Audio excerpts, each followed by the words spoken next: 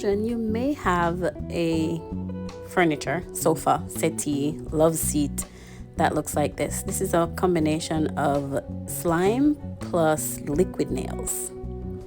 Okay, so first we are going to pour some hot water into a bowl.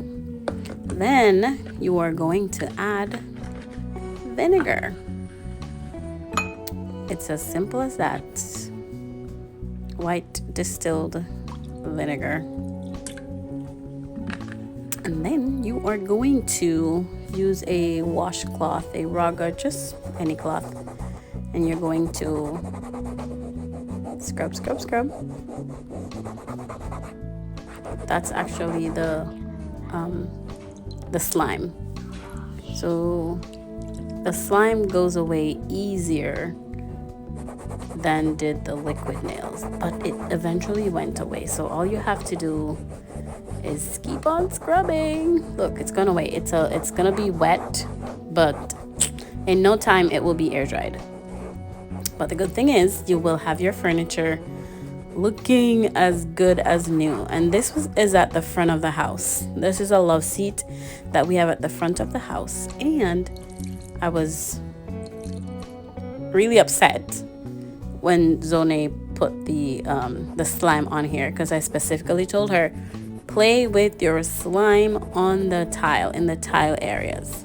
But anyway, it magically got on here, so here's a quick way to remove it.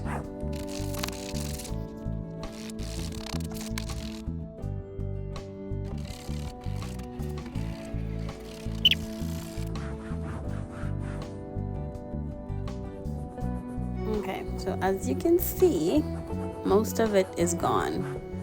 This portion that I'm working on right now is the liquid nails. This wasn't even on here when I planned to do this project, but it did take some scrubbing, but I